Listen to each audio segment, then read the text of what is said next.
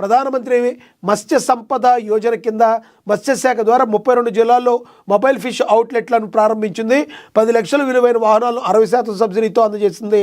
ప్రమాదానికి గురైన స్వయం సహాయక సంఘాల్లోని సభ్యులకు చెందిన కుటుంబాలకు 10 లక్షల ప్రమాద బీమాను అందించింది. కొన్ని కుటుంబాలకు 2 లక్షల బీమాను చెల్లించింది. పారిశ్రామికవేత్తలతో పోటీ పడేలా మహిళలు ఆర్థికంగా ఎదగాలనే లక్ష్యంతో ప్రభుత్వం ఈ నిర్ణయం తీసుకుంది. చాలా మంచి విషయం. మన మహిళలు కోటీశ్వరులు అని చెప్పి మరి రేవంత్ గారు ఇది ఉండడం జరిగింది. మరి ప్రతి మహిళను కోటీశ్వరులను చేస్తాను అని చెప్పి గతంలో రేవంత్ రెడ్డి గారు హామీ ఇవ్వడం అయితే జరిగింది.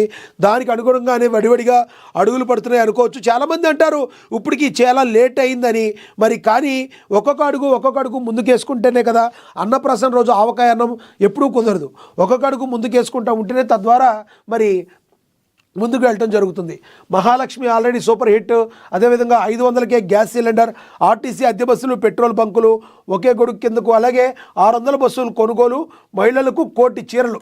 ఈ రకంగా ఎటు చూసిన మహిళలకు పెద్దపీట వేస్తూ వాళ్ళ అభివృద్ధికి పెద్దపీట వేస్తూ రేవంత్ సర్కార్ తాను మహిళా పక్షపాతిని అని మరొకసారి నిరూపించుకుంటున్నారు.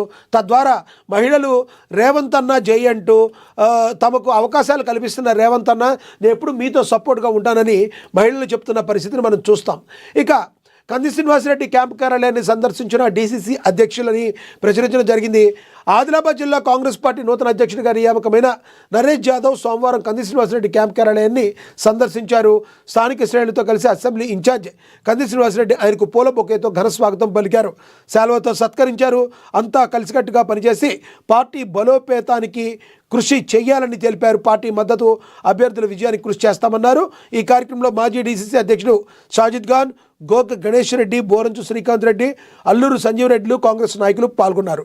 మనకు తెలుసు నిరంతర విద్యార్థి ఎప్పుడు కూడా ప్రజల్లో ఉంటూ తమకంటూ ఒక ప్రత్యేక స్థానాన్ని సంపాదించుకున్నారు. మరి ఆదిలాబాద్ అసెంబ్లీ ఇన్ఛార్జ్ కంది శ్రీనివాసరెడ్డి అనునిత్యం కూడా ఎంతోమంది ఆకలి తీరుస్తూ అన్నదానం చేస్తూ పేదల పక్షపాతిగా గుర్తు తెచ్చుకున్న మరి కంది శ్రీనివాసరెడ్డి మరి అందరినీ కలుపుకుపోయే తత్వం గల గొప్ప నాయకుడిగా ఆదిలాబాద్ ప్రజలు అభివర్ణిస్తున్నారు.